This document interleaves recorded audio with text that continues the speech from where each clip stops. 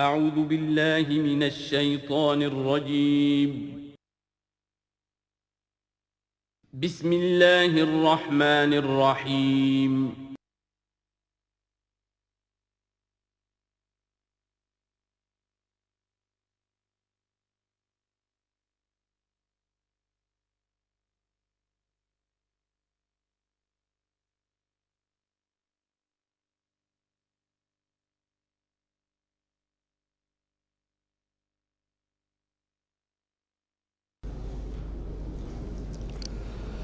اعوذ باللہ من الشیطان الرجیم بسم اللہ الرحمن الرحیم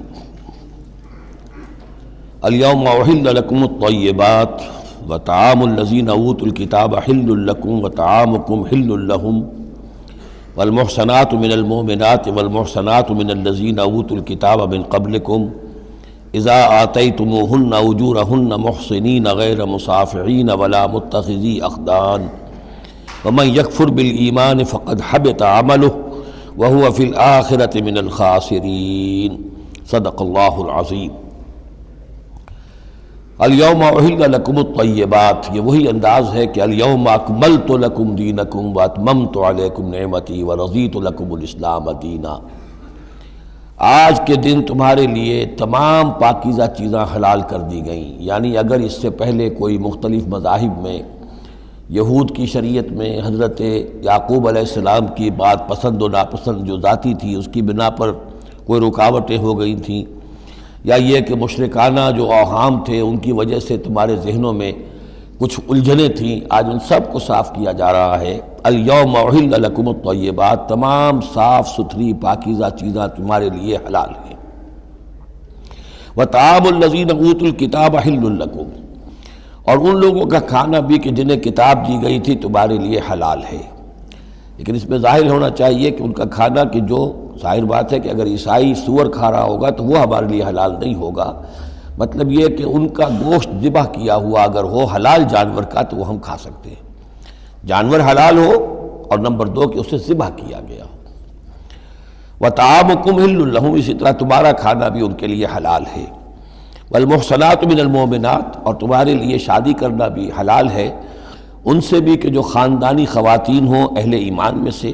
والمحصنات من الذین اوتوا الکتاب من قبلکم، اور خاندانی خواتین ان لوگوں کی کہ جنہیں کتاب دی گئی تھی تم سے پہلے، یعنی مسلمان مرد جو ہے عیسائی اور یہودی خاتون سے شادی کر سکتا ہے۔ اذا آتیتموہن اجورہن، جب کہ تم انہیں ادا کر دو ان کے مہر۔ محسنین، نیت یہ ہو کہ انہیں گھر میں بسانا ہے، مستقل ایک خاندان کا ادارہ وجود میں لانا ہے۔ غیر مصافحین، صرف شہوت رانی کے لیے نہیں، صرف مستی نکالنے کے لیے نہیں۔ ولا متخذی اخدان، اور نہ ہی کہ چھپی دوستی یاریاں بنانے کے لیے، کھلم کھلا نکاح ہو، ایک مسلمان مرد کسی عیسائی عورت سے، کسی یہودی عورت سے نکاح کر سکتا ہے۔ اس کے ضمن میں آج کل بہت سے اشکالات ہیں لوگوں کو، تو اس کے ضمن میں وضاحت کیے دیتا ہوں کہ جہاں تک تو شریعت کا اصل حکم ہے وہ تو یہ ہے، اور چونکہ شریعت محمد رسول اللہ پر پوری ہو چکی ہے، اب اس میں کوئی تغیر و تبدل نہیں ہو سکتا، لہذا اس کو منسوخ ہم نہیں کر سکتے، یہ تو قانون جو ہے قائم رہے گا، اور یہ اس کا جواز جو ہے، یہ اس کا جو کچھ لوگوں کو اس کے خلاف جو مصلحتیں نظر آتی ہیں وہ اپنی جگہ پر صحیح ہیں، لیکن اس کے باوجود قانون کو بدلا نہیں جا سکتا۔ اگر ایک خالص اسلامی ریاست ہو تو کچھ عرصے کے لیے کسی ایسی اجازت کو موقوف کیا جا سکتا ہے، جیسے حضرت عمر رضی اللہ تعالیٰ عنہ نے ایک زمانے میں جب کہ قحط پڑا ہوا تھا تو قطع ید کی سزا جو ہے، چوری پر ہاتھ کاٹنے کی سزا کو موقوف کر دیا تھا کہ حالات ایسے ہیں۔ اسی طرح سے عارضی طور پر کسی حکم میں، کسی ایگزیکٹو آرڈر کے ذریعے سے، اسلامی حکومت کے کسی عارضی حکم کے ذریعے سے کوئی پابندی لگ سکتی ہے۔ مثلا چونکہ صورتحال یہ ہے کہ مسلمان مردوں کو اجازت ہے عیسائی اور یہودی عورتوں سے شادی کی، مسلمان عورت کی شادی نہیں ہو سکتی کسی بھی عیسائی یا یہودی مرد سے۔ اب اس کی کیا علت ہے کہ عام طور پر سمجھا یہی جاتا ہے کہ مرد غالب ہوتا ہے، لہذا اس کا امکان ہے کہ وہ اپنی بیوی کو سیدھے راستے پر لے آئے گا، نہ یہ کہ اس کی بیوی اسے غلط راستے پر لے جائے گی۔ دوسرے یہ کہ اس زمانے میں اولاد ہوتی تھی مرد کی، تو گویا کہ ثابت تھا کہ جو اولاد ہوگی وہ ماں پر نہیں ہوگی، عیسائی نہیں ہوگی، یہودی نہیں ہوگی، بلکہ وہ مسلمان ہوگی۔ دوسرے اس وقت مسلمانوں کا غلبہ ہو گیا تھا، اور یہودی عیسائی جو تھے وہ ان کے گویا کے تابع ہو چکے تھے. نفسیاتی اعتبار سے یہ دونوں صورتیں اس وقت بدل چکی ہیں. آج مسلمان مغلوب ہیں، یہودی عیسائی جو ہیں ان کا پلڑا بھاری ہے دنیا کی سیاست میں اور دنیا کے معاملات میں. ویسے بھی مرد جو ہیں وہ کمزور ہو چکے ہیں اور عورتوں کا غلبہ ہے. اس حوالے سے مناسب یہی ہے کہ یہ شادیاں نہ ہوں، لیکن حرام ان کو ہم نہیں کہہ سکتے. البتہ کوئی اگر اسلامی ریاست کہیں قائم ہو جائے تو پھر وہ وقتی طور پر جب تک کہ حالات میں کوئی اور تبدیلی نہ ہو جائے مصلحتوں کے پیش نظر اس اجازت کو عارضی طور پر منسوخ کر سکتی ہے. وَمَنْ يَكْفُرْ بِالْإِيمَانِ فَقَدْ حَبِطَ عَمَلُهُ، تو جس شخص نے ایمان کے ساتھ کفر کیا اس کے تمام اعمال حبط ہو گئے. اب اس میں اشارہ اہل کتاب کی طرف بھی ہو سکتا ہے کہ پہلے وہ صاحب ایمان تھے، جب تک محمد الرسول اللہ تشریف نہیں لائے جو حضرت عیسیٰ کو مانتا تھا وہ مومن تھا، جو حضرت موسیٰ کو مانتا تھا مومن تھا. لیکن یہ کہ اب اگر وہ نہیں مان رہے تو گویا کہ وہ کفر کر رہے ہیں. اور دوسری یہ کہ کوئی شخص ایمان کا مدعی ہو کر ایسی حرکتیں کرے کہ جو کہ کافرانہ ہے تو اس کے تمام اعمال حبط ہو جائیں گے. وَهُوَ فِي الْآخِرَةِ مِنَ الْخَاسِرِينَ، اور آخرت میں وہ ہوگا بڑے خسارہ پانے والوں میں. یا ایھا الذین آمنوا اذا قمتم الی الصلاۃ، اہل ایمان جب تم کھڑے ہو ارادہ کرو قصد کرو نماز کا، فاغسلوا وجوہکم وایدیکم الی المرافق، تو دھو لیا کرو اپنے چہرے بھی اور اپنے دونوں ہاتھ بھی کہنیوں تک. وامسحوا برؤوسکم، اور اپنے سروں پر مسح کر لیا کرو. وارجلکم، اور دھو لیا کرو اپنے پاؤں کو بھی الی الکعبین، ٹخنوں تک. یہ ارجلکم اور ارجلکم دونوں قرأتیں ہمارے ہاں بھی ہیں، مستند قرأتوں میں ہیں. اہل تشیع جو ہے ویسے اس کو مستقل ارجلکم پڑھتے ہیں اور ان کے نزدیک یہ مسح کے ساتھ ہے. وامسحوا برؤوسکم وارجلکم، مسح کر لیا کرو اپنے سروں پر بھی اور پیروں پر بھی. لیکن یہ کہ ہمارے اہل سنت کے نزدیک یہ ارجلکم ہے، اور اس میں چونکہ الی الکعبین کا آ گیا اضافہ، اگر صرف مسح ہوتا تو اس میں کوئی حد بیان کرنے کی ضرورت نہیں تھی. لہذا الی الکعبین کے اضافے سے وہ بالکل اس کے مساوی ہو گیا ہے الی المرافق. جیسے ہاتھوں کو دھونا ہے کہنیوں تک، ایسے ہی پاؤں کو دھونا ہے ٹخنوں تک. وَإِن كُنتُمْ جُنُبًا فَاطَّهَّرُوا، اور اگر تم حالت جنابت میں ہو تو پھر تم اور زیادہ پاکی حاصل کرو، یعنی غسل کرو، پورے جسم کا غسل کرو. وَإِن كُنتُمْ مَرْضَىٰ أَوْ عَلَىٰ سَفَرٍ، اور اگر تم بیمار ہو یا سفر پر ہو. اور جاء أَحَدٌ مِّنكُم مِّنَ الْغَائِطِ، یا کوئی تم میں سے کسی نشیبی جگہ سے ہو کر آئے. عام طور پر قضاء حاجت کے لیے لوگ نشیبی جگہوں پر جاتے تھے. اور لامستم النساء، یا تم نے عورتوں سے مقاربت کی ہو. فلم تجدوا ماء، اور تم نہ پاؤ پانی. فتیمموا صعیدا طیبا، تو ارادہ کرو پاک مٹی کا. فامسحوا بوجوہکم وایدیکم منہ، تو اس سے اپنے چہروں اور ہاتھوں کو مل لو. ما یرید اللہ لیجعل علیکم من حرج، اللہ یہ نہیں چاہتا کہ تم پر کوئی تنگی کرے. پانی نہیں ہے تو مٹی سے. ولکن یرید لیطہرکم، لیکن یہ ضرور چاہتا ہے کہ وہ تمہیں پاک کرے. ولیتم نعمتہ علیکم، اور تم پر اپنی نعمت کا اتمام فرمائے. لعلکم تشکرون، تاکہ تم شکر کا حق ادا کر سکو. واذکروا نعمت اللہ علیکم ومیثاقہ الذی واثقکم بہ. اب دیکھیے ایک میثاق وہ تھا کہ جو بنی اسرائیل سے لیا گیا، اب یہ میثاق اہل ایمان سے ہو رہا ہے. یہ صورت شروع ہوئی ہے یا ایھا الذین آمنوا سے. اور یاد رکھنا اپنے اس میثاق کو، اپنی اس نعمت کو جو تم پر ہوئی ہے اللہ کی طرف سے، اور وہ میثاق جو اس نے تم سے باندھ لیا ہے، جس میں اس نے تمہیں باندھ لیا ہے. واثقکم بہ اذ قلتم سمعنا واطعنا، جب تم نے کہا سمعنا واطعنا. سورہ بقرہ کی آخری آیت کہاں ختم ہوئی تھی؟ سمعنا واطعنا، آخری سے پہلی غفرانک ربنا والیک المصیر.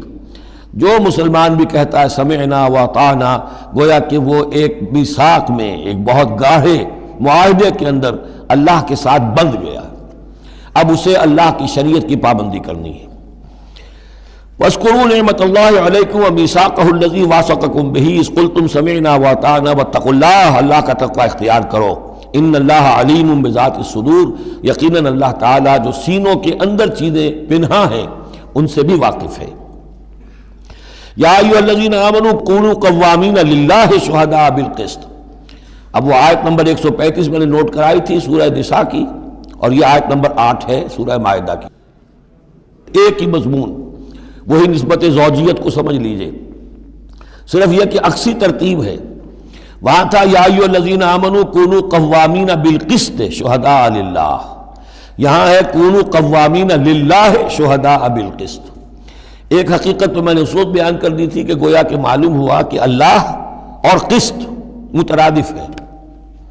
اللہ کے لیے کھڑے ہو جاؤ، قسط کے لیے کھڑے ہو جاؤ، اللہ کے گواہ بن جاؤ، قسط کے گواہ بن جاؤ.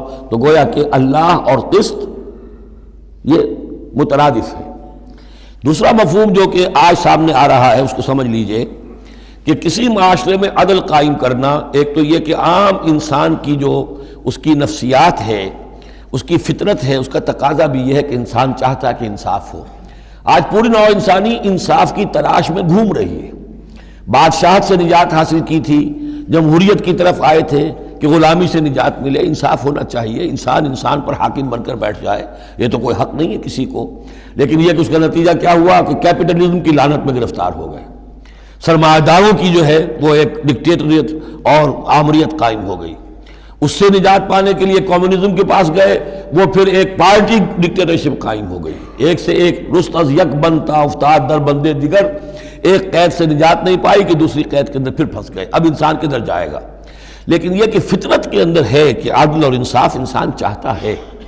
ایک تو یہ ہے کہ اس فطرت کے تقاضے کو پورا کرتے ہوئے عدل کو قائم کرنے کے لیے انسان کھڑا ہو جائے. اور ایک اس سے اوپر کی منزل ہے کہ اصل العدل اللہ کی ذات ہے، اس کا دیا ہوا نظام جو ہے وہ ہے عادلانہ نظام. ہم اس کے وفادار ہیں، ہمارے ذمے ہے اس کے نظام کو قائم کرنا. تو کھڑے ہو جاؤ اللہ کے لیے. یا ایھا الذین آمنوا کونوا قوامین للہ شہداء بالقسط.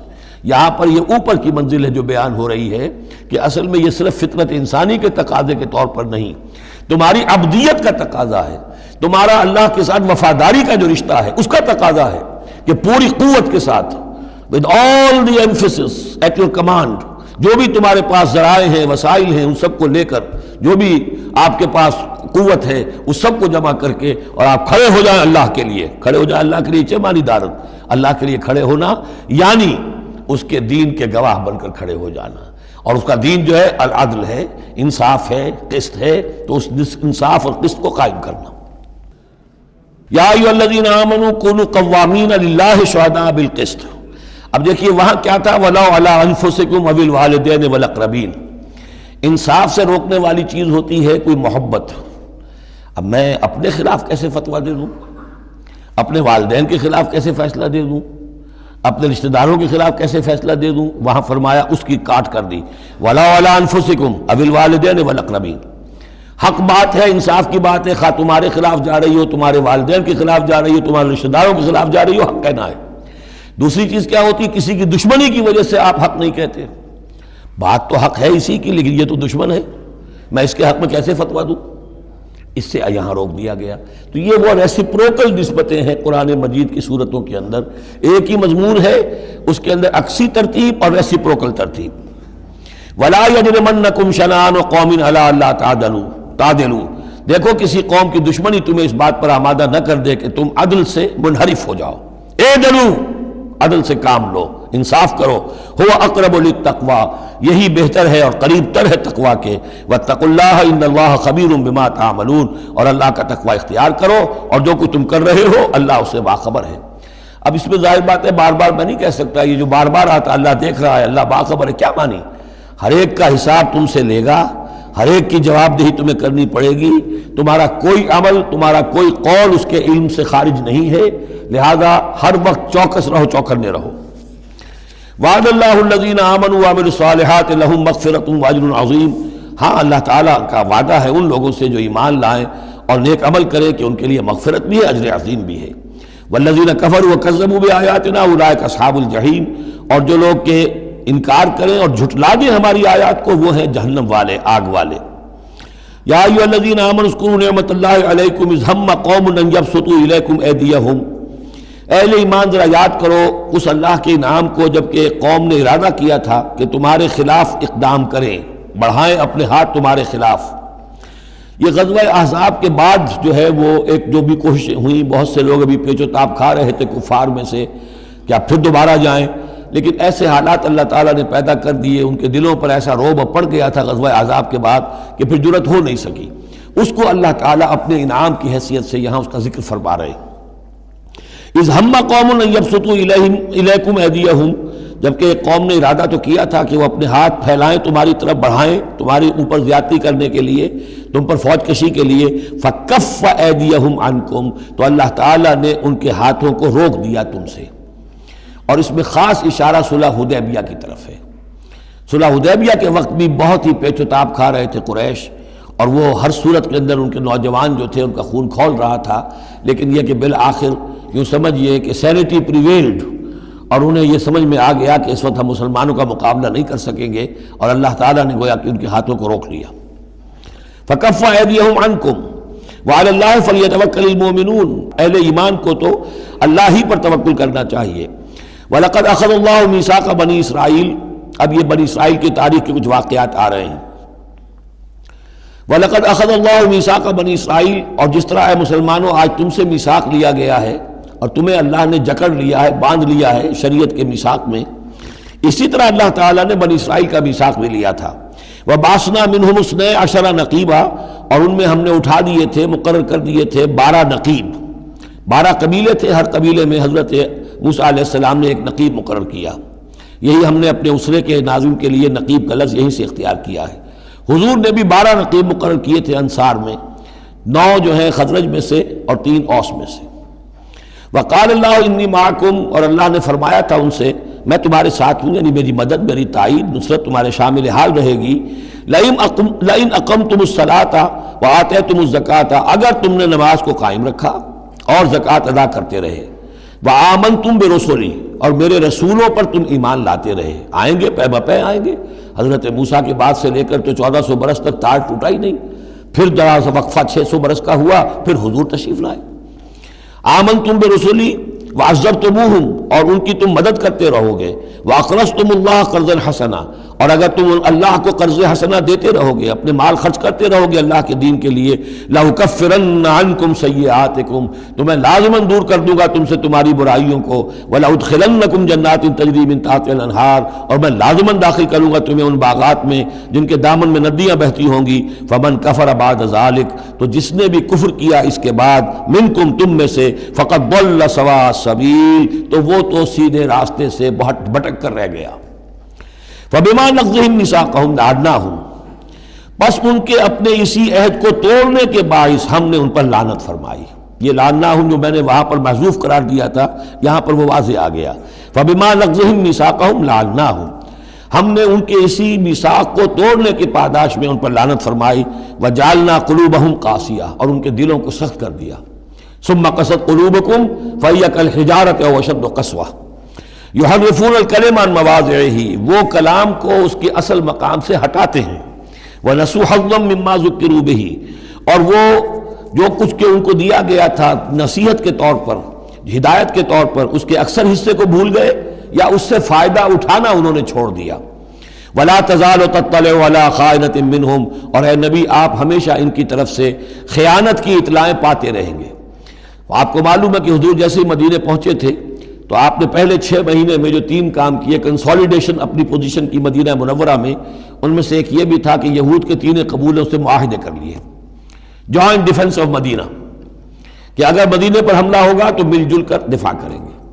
لیکن یہ کہ اس کے بعد یہ ہر قبیلہ ایک ایک کر کے غداری کرتا رہا، تو یہ حضور سے کہا جا رہا ہے وَلَا تَزَالُ تَطَّلِعُ عَلَىٰ خَائِنَةٍ مِّنْهُمْ، ان کی طرف سے خیانتیں ہوتی رہیں گی، ہر وقت ہوتی رہیں گی۔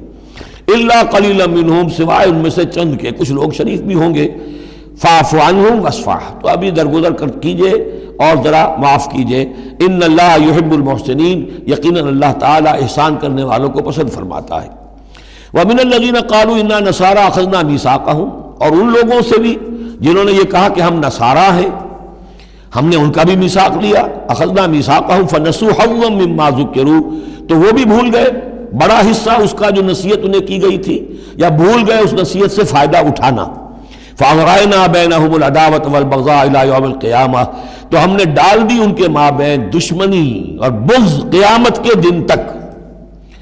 عیسائیوں میں تو خاص طور پر ایک تو ہے عیسائی اور یہودیوں کے درمیان جو دشمنی رہی ہے، یہ جو ہمارا دور ہے اصل میں اس میں عارضی طور پر صورتحال تبدیل ہو گئی ہے، لیکن واقعہ یہ ہے کہ پورے 2000 برس تک، لگ بھگ 100 برس نکال دیجئے تو 1900 برس تک شدید دشمنی رہی ہے یہودیوں اور عیسائیوں کے درمیان۔ کیونکہ عیسائی سمجھتے تھے کہ جسے ہم خدا سمجھتے ہیں اس کے قاتل یہ ہیں، انہوں نے سولی چڑھایا ہے۔ یہودی سمجھتے تھے کہ کافر جو تھا، مرتد جو تھا، جادوگر تھا، ولد الحرام تھا، ولد الزنا تھا، اسے یہ خدا کا بیٹا بنائے پھرتے ہیں۔ اب یہ اس قدر یعنی کنٹراسٹ ہے اتنی ایک دوسرے کے خلاف کہ ان کے اندر کوئی پوائنٹ آف میٹنگ ہے ہی نہیں، شدید دشمنی رہی۔ اسی طریقے سے عیسائیوں کے اندر پھر جو فرقے بنے ہیں اور ان میں جو خانہ جنگی ہوئی ہے، پوری انسانی تاریخ اس کی مثال پیش کرنے سے قاصر ہے۔ ایک اتنی موٹی کتاب لکھی ایک صاحب نے، لندن میں ہے، بلڈ آن دی کراس، صلیب پر خون، وہ جو کتاب ہے وہ بتاتی ہے، میں حیران رہ گیا پڑھ کر۔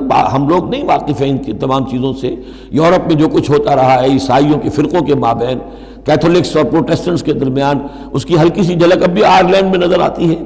کسی طریقے سے ہمارے ہاں شیعہ سنی فساد کبھی نہیں ہوا عثمانی میں، کہیں محرم کے موقع پر ہو جاتا تھا، ان دنوں وہ سیاسی معاملات زیادہ ہو گئے ہیں، ورنہ فساد کی نوبت بہت کم آئی، بہت کم۔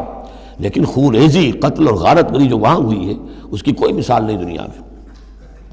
فَأَغْرَيْنَا بَيْنَهُمُ الْعَدَاوَةَ وَالْبَغْضَاءَ إِلَى يَوْمِ الْقِيَامَةِ، ہم نے ڈال دی ان کے مابین دشمنی اور بغض قیامت تک کے لیے۔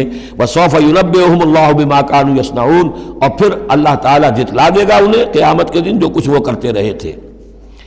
یا اہل الکتاب قد جاءکم رسولنا، اب یہ وہی انداز ہے جو سورہ نساء کے آخر میں تھا، اے کتاب والو قد جاءکم رسولنا، آ گیا ہے تمہارے پاس ہمارا رسول صلی اللہ علیہ وسلم، یبین لکم کثیرا مما کنتم تخفون، جو ظاہر کر رہا ہے تم پر اکثر وہ چیزیں جو تم چھپا رہے تھے، من الکتاب، کتاب میں سے، ویعفو عن کثیر، ابھی بہت سی چیزوں سے تو درگزر بھی کر رہا ہے، تمہارے سارے بھانڈے نہیں پھوڑے اس نے۔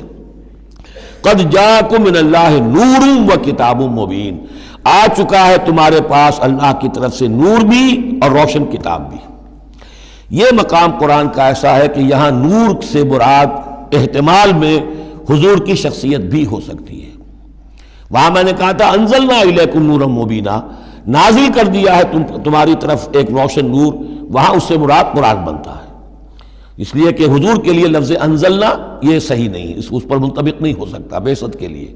لیکن یہاں جاءکم من اللہ نور و کتاب مبین، یہ بھی معنی ہو سکتے ہیں کہ نور بھی قرآن کو کہا گیا ہو، اور واو جو ہے یہ واو تفسیری ہو، آ گیا ہے تمہارے پاس نور یعنی کتاب مبین، یہ بھی معنی ہو سکتے ہیں، احتمال یہ بھی ہے۔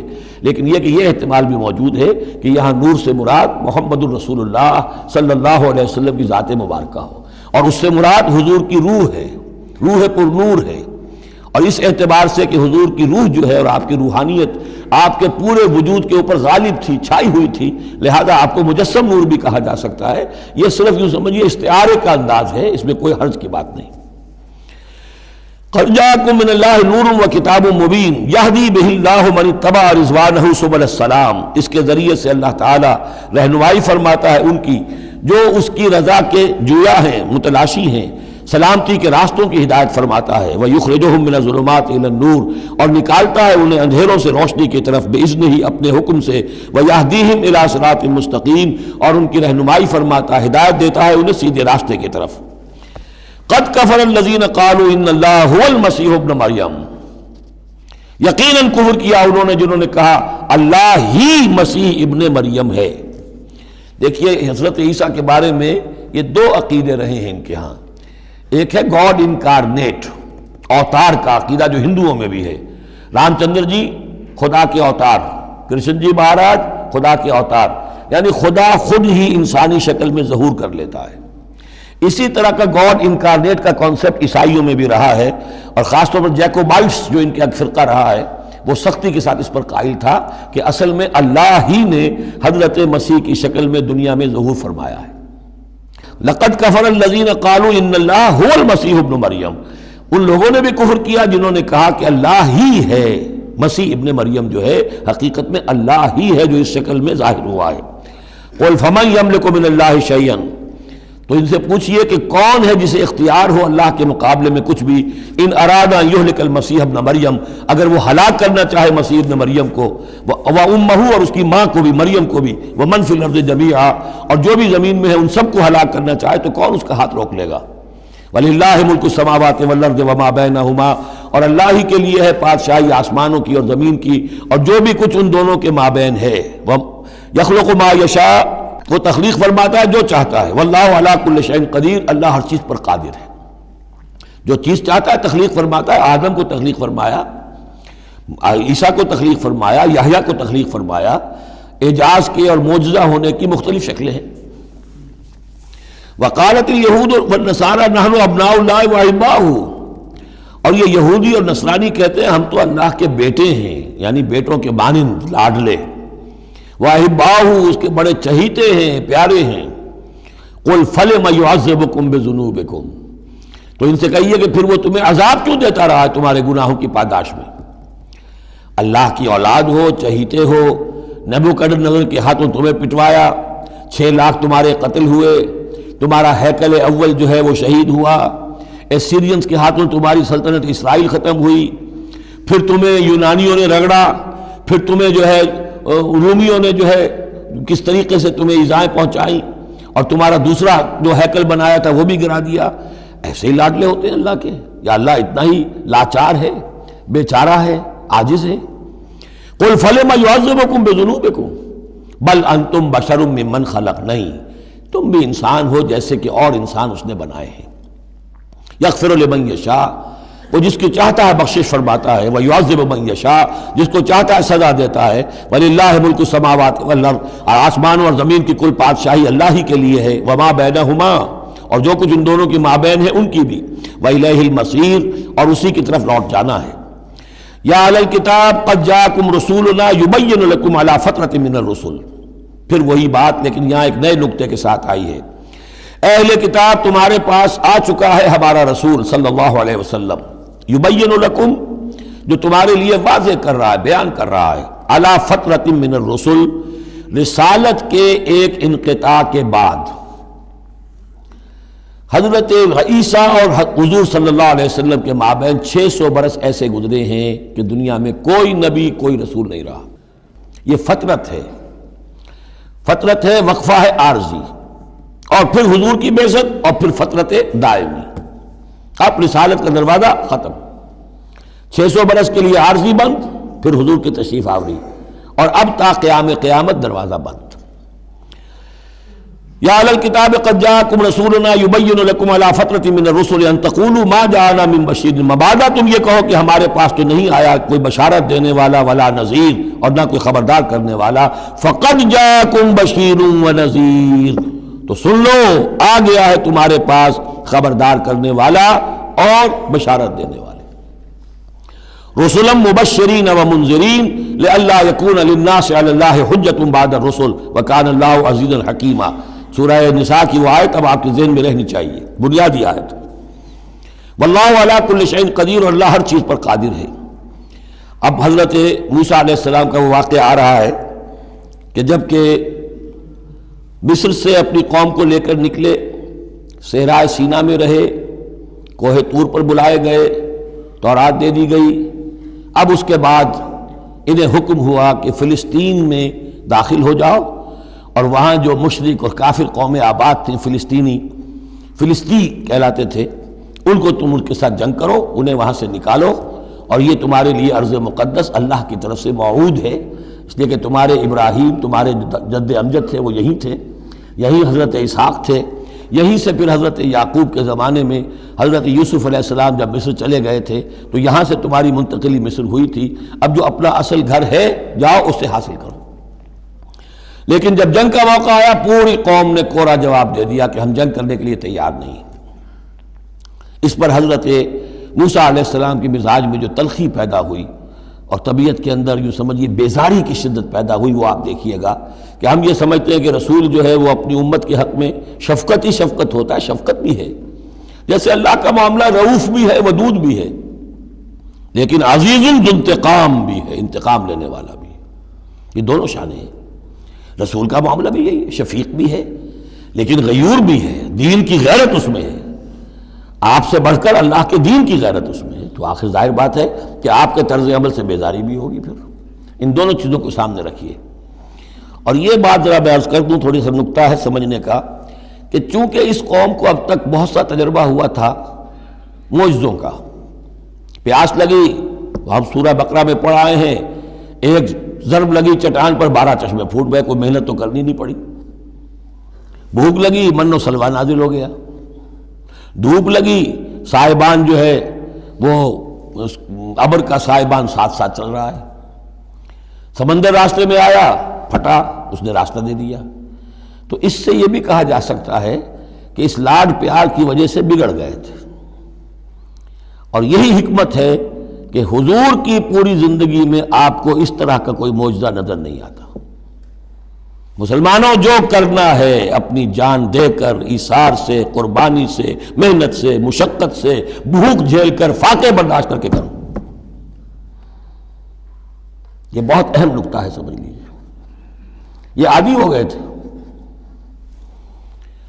وَإِذْ قَالَ مُوسَىٰ لِقَوْمِهِ يَا قَوْمِ اذْكُرُوا نِعْمَةَ اللَّهِ عَلَيْكُمْ إِذْ جَعَلَ فِيكُمْ أَنْبِيَاءَ وَجَعَلَكُمْ مُلُوكًا، اور یاد کرو جب کہ موسیٰ نے کہا اپنی قوم سے، میری قوم کے لوگوں، اور تورات سے معلوم ہوتا ہے، بک آف ایکسوڈس جو ہے 6 لاکھ کی نفری تھی ان کی جب یہ نکلے ہیں مصر سے، اب ان میں بوڑھے بھی، بچے بھی اور عورتیں بھی، ان کو نکال دیجئے تو کم سے کم 1 لاکھ تو ہوں گے کہ جو ایسے لوگ ہوں کہ جو جنگ کی صلاحیت رکھتے ہوں، اور نیچے جائیے برسبیل تنزل تو 50,000 تو ہوں گے، لیکن ان کا حال کیا ہوا وہ دیکھ لیجئے۔ یا قوم اذکروا نعمت اللہ علیکم، اے میری قوم کے لوگوں، اللہ کے اس انعام کا احساس کرو جو تم پر ہوا ہے۔ اذ جعل فیکم انبیاء، جبکہ تمہارے اندر اس نے نبی اٹھائے، یعنی خود میں نبی ہوں، میرے بھائی ہارون نبی ہیں، حضرت موسیٰ نبی تھے، حضرت یوسف نبی تھے جو آئے تھے، وجعلکم ملوکا، اور تمہیں بادشاہ بنایا ہے۔ بادشاہ بنایا ہے تو ظاہر بات ہے اس وقت تک اگرچہ ان کی بادشاہت تو قائم نہیں ہوئی تھی، ہو سکتا ہے یہ پیشین گوئی ہو کہ جو بتائی جا رہی ہو کہ آئندہ تمہیں اللہ تعالیٰ زمین کی سلطنت بھی اور خلافت بھی دینے والا ہے، جیسے کہ حضرت داؤد اور حضرت سلیمان کے زمانے میں ہوئی۔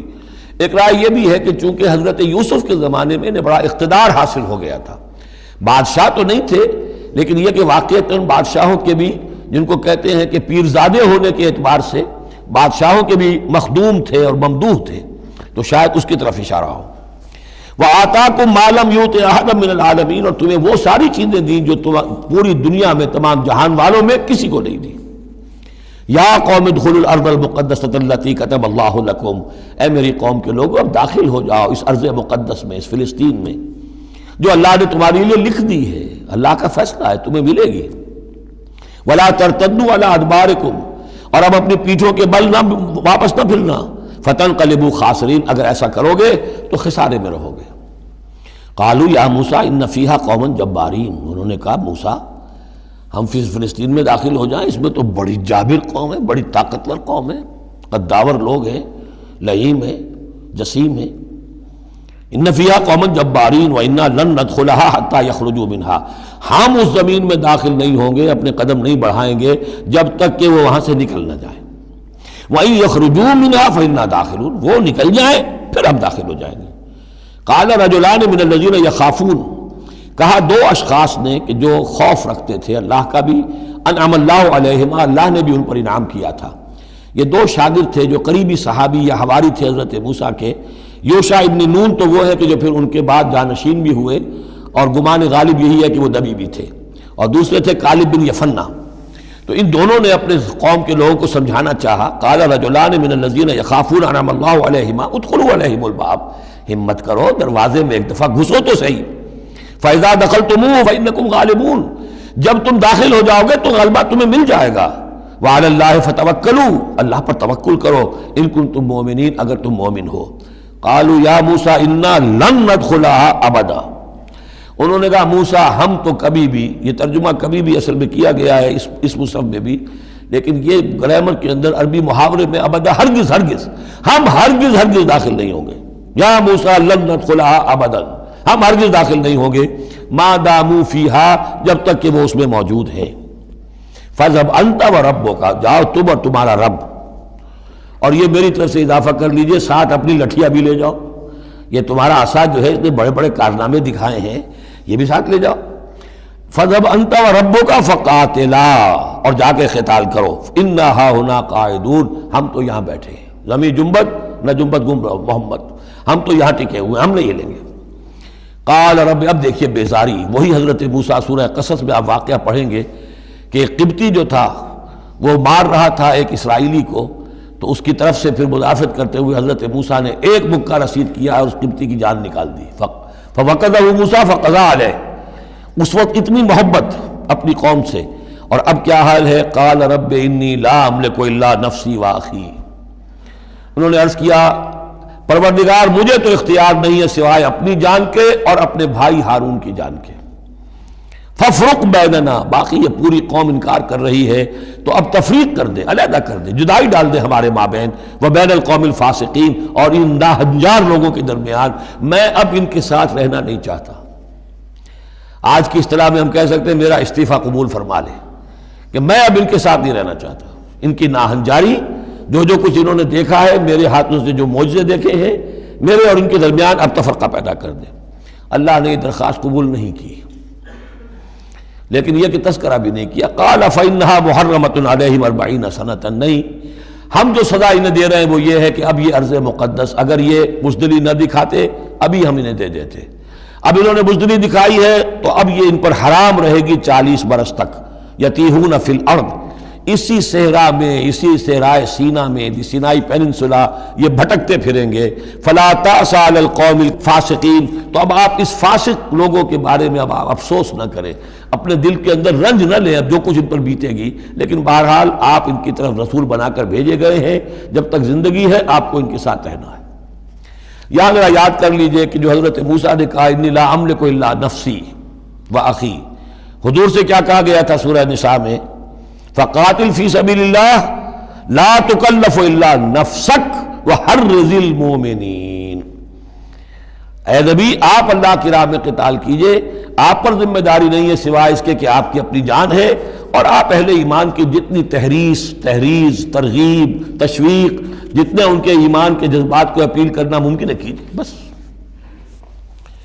وَاتْلُ عَلَيْهِمْ نَبَأَ ابْنَيْ آدَمَ بِالْحَقِّ، اب یہ معاملہ ہو رہا ہے قتل ناحق کے سلسلے میں، ملک میں فساد مچانے کے سلسلے میں، چوری ڈاکے کے سلسلے میں، کیا ان کی اہمیت ہے، کیا اس کے پھر سزائیں ہیں۔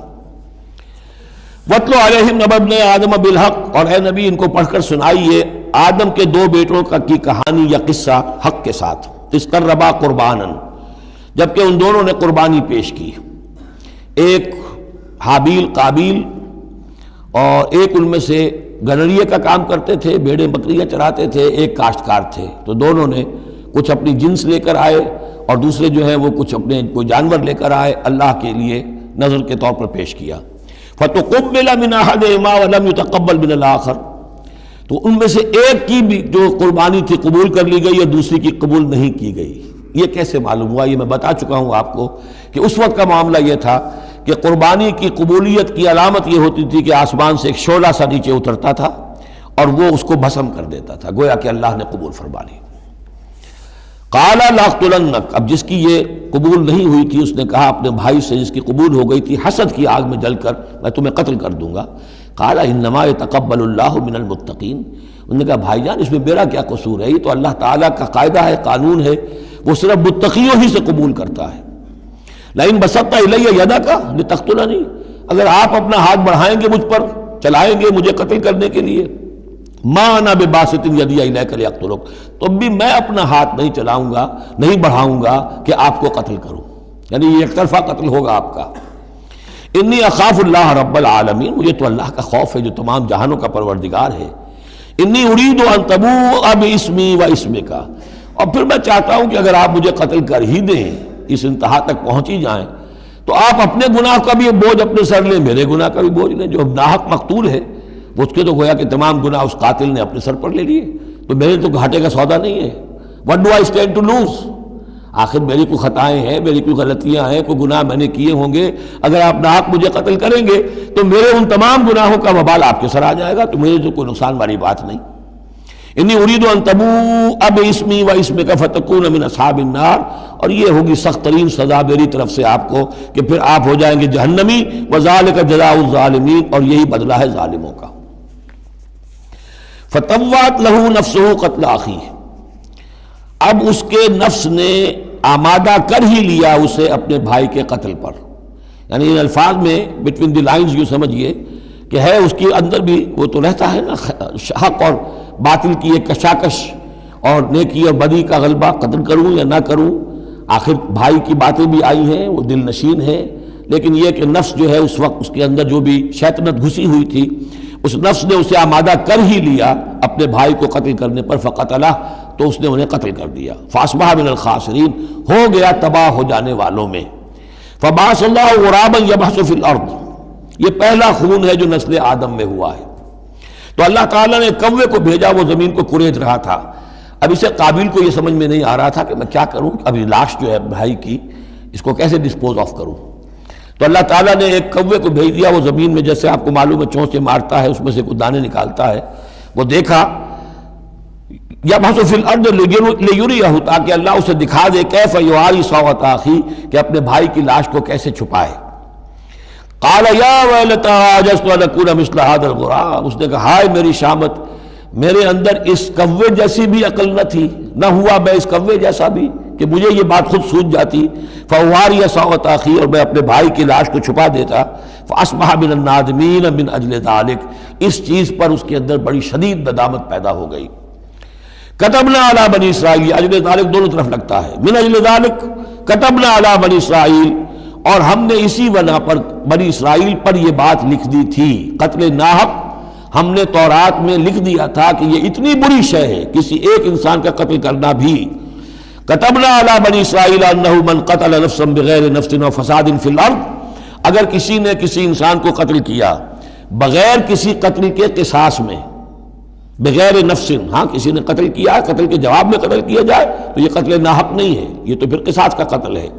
اور فساد فی الارض، یا کوئی شخص زمین میں فساد مچا رہا ہے اس میں اس کو قتل کیا جائے، یعنی کوئی قصوروار ہے، مجرم ہے، اس کو سزا دینے میں قتل کیا جائے تو بات اور ہے۔ کسی بے قصور انسان کو اگر قتل کر دیا گیا فکأنما قتل الناس جميعا، تو یہ ایسے ہے جیسے کہ اس نے تمام انسانوں کو قتل کر دیا، پوری نوع انسانی کو۔ کیوں کہ تمدن کی جڑ کٹ گئی، احترام جان، احترام مال، یہ بنیاد ہے تمدن کی۔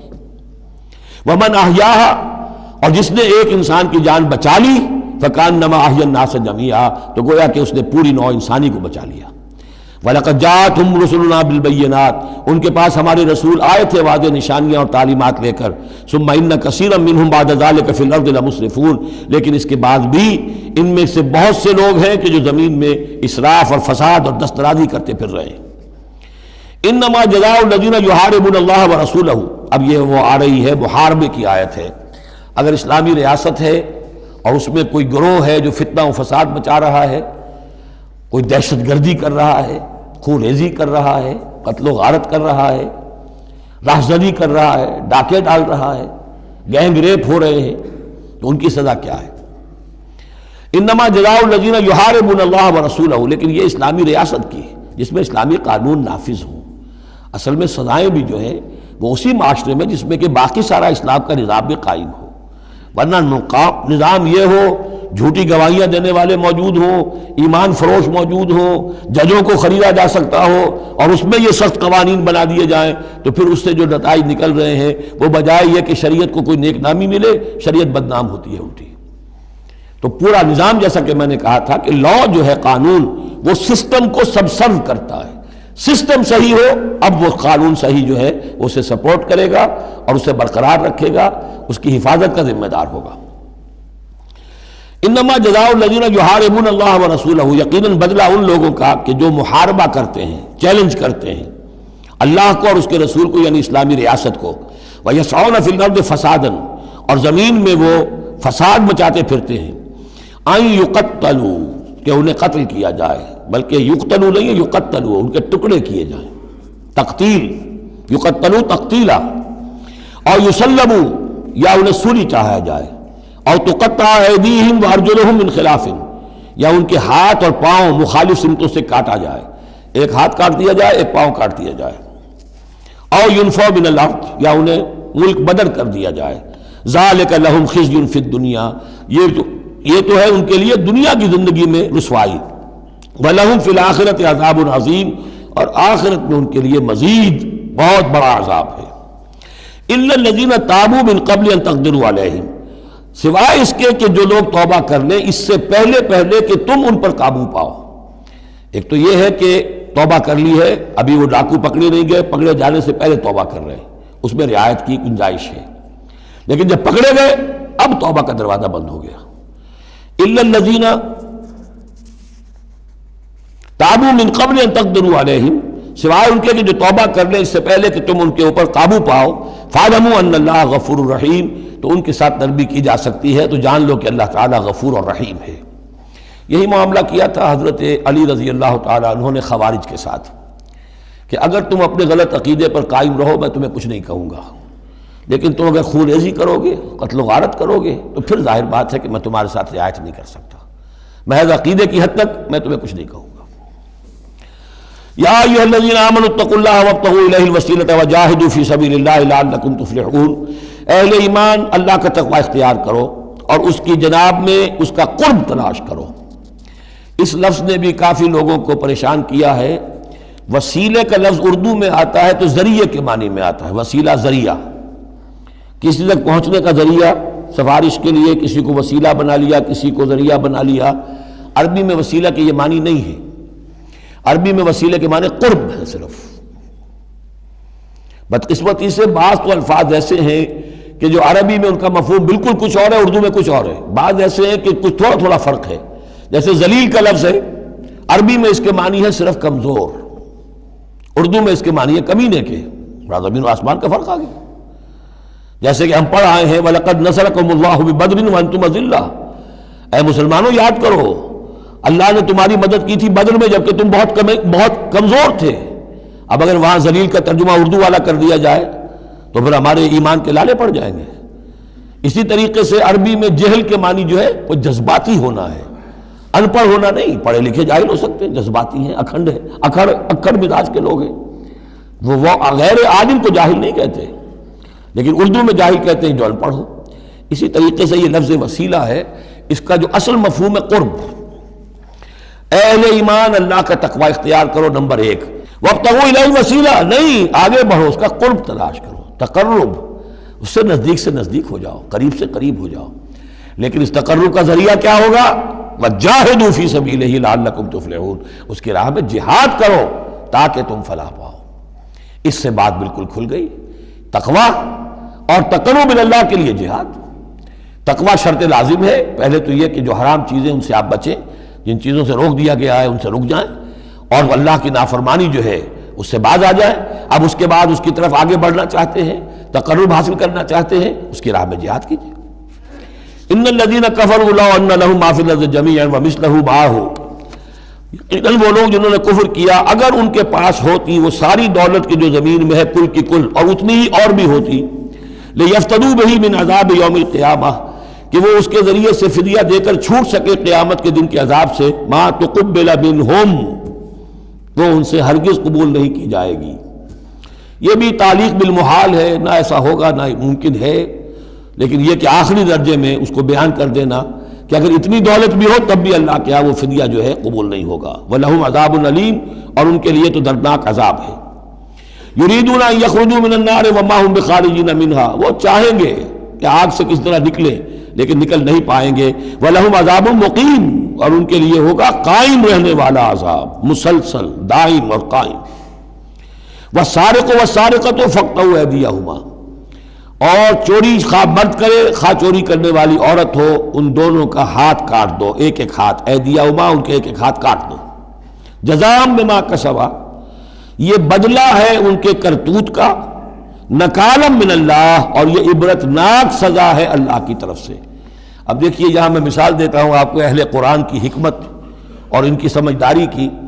غلام احمد پرویز صاحب کہتے ہیں کہ یہ جو ہے کہ ہاتھ کاٹ دو چور کا، اس کا مطلب ہے ایسا نظام بنا دو کہ چوری کی ضرورت ہی نہ پڑے. اچھا یہ تو ہم بھی چاہتے ہیں کہ نظام ایسا ہو، کفالت عامہ ہو، کوئی شخص مجبوراً چوری نہ کرے، اس لیے کہ اس کی کفالت کے لیے اگر موجود ہے، وہ ریاست جو ہے اس کی تمام بنیادی ضروریات کی وہ انڈر رائٹ کر رہی ہے تو اسے چوری کی ضرورت نہیں ہے. ہم بھی چاہیں گے کہ یہ بات ٹھیک ہے، لیکن یہ کہ اس کا مطلب یہ ہے، یہ غلط ہے. لیکن قرآن کس طرح اپنی حفاظت کرتا ہے. ایسے نظام کا قائم کرنا عبرت ہوگی، ایسا نظام کا قائم کرنا ان کے کرتوتوں کی سزا ہوگی. قرآن مجید پر اس قسم کا باطل جو ہے حملہ آور نہیں ہو سکتا. دو الفاظ، فَاقْطَعُوا أَيْدِيَهُمَا، ان کے ہاتھ کاٹ دو. جزاء بما کسبا، جو کمائی انہوں نے کی ہے اس کا بدلہ۔ اچھا جو کمائی انہوں نے کی اس کا بدلہ یہ ہے کہ اچھا نظام قائم کرو۔ نکالن، نکال کہتے ہیں کہ عبرتناک سزا، نکالن من اللہ، اللہ کی طرف سے عبرت کے لیے۔ اور یہ اسلام کے اندر جو تعزیرات ہیں اور حدود ہیں اور سزائیں ہیں ان کے لیے لفظ نکال بہت اہم ہے۔ عبرتناک سزا، اگرچہ شہادت کا قانون بڑا سخت رکھا ہے، شبہ ہو تو ملزم کو چھوڑنے کی ہدایت ہے۔ جو آج بھی دنیا کے اندر جو اصول ہے کہ جو بھی ڈاؤٹ ہے اس کا فائدہ جو ہے، شک کا فائدہ وہ ملزم یا ملزم کو جائے گا، لیکن یہ ساری کے باوجود اگر ثابت ہو گیا ہے اب سزا وہ دو کہ ایک کو سزا ملے اور لاکھوں کی آنکھیں کھل جائیں، تاکہ آئندہ سے پھر یہ جرم کرنے کی ہمت کسی میں نہ ہو۔ یہ جو ڈیٹرنس ہے، اس طرح کی سزائیں کہ جن سے برائی جو ہے اس کو استحصال معاشرے سے کیا جا سکے، یہی واحد ذریعہ ہے، ورنہ دنیا میں امریکہ جیسی کلچر سوسائٹی کے اندر بھی موسٹ ہینس کرائم موجود ہے، بڑا ہی گھناؤنا جرم موجود ہے، اس لیے کہ اس قسم کی سزائیں ہیں ہی نہیں۔ لوگ جرم کرتے ہیں، جیل میں رہے، عیش کیا، کچھ دیر کے بعد پھر آئے، پھر جرم کیا، پھر چلے گئے، باہر جا کے کیا کریں گے، وہاں تو سرکاری مہمان ہیں۔ تو یہ سارا فلسفہ جو ہے نتیجہ یہ کہ جرم جو ہے ان کا وہ بڑھتا چلا جا رہا ہے۔ والسارق والسارقۃ فاقطعوا ایدیہما جزاء بما کسبا نکالا من اللہ واللہ عزیز حکیم، اللہ زبردست ہے، حکمت والا۔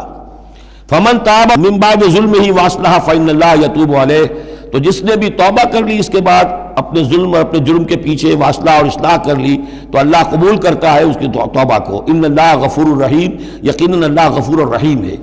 لیکن جرم کی سزا دنیا میں ختم نہیں ہوگی۔ ایک جرم جو کیا ہے وہ جرم ہے دنیا کا، گناہ ہے اللہ کا۔ جرم کی سزا دنیا میں ملے گی، گناہ کی سزا اللہ نے دینی ہے، اس کو اللہ معاف فرما دے گا اگر توبہ کی ہے۔ اگر توبہ نہیں کی ہے تو پھر یہ کہ اس کی سزا بھی ملے گی۔ الم تعلم ان اللہ لہ ملک السماوات والارض، کیا تم جانتے نہیں کہ اللہ ہی کے لیے ہے آسمانوں اور زمین کی بادشاہی۔ یعذب من یشاء ویغفر لمن یشاء، وہ سزا دے گا جس کو چاہے گا اور بخش دے گا جسے چاہے گا۔ واللہ علی کل شیء قدیر، اللہ ہر چیز پر قادر ہے۔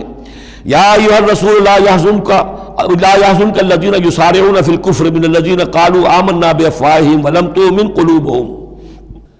یہ پھر ذکر آ رہا ہے، لیکن یہاں بھی گڑبڑ ہے معاملہ سورہ بقرہ کی طرح۔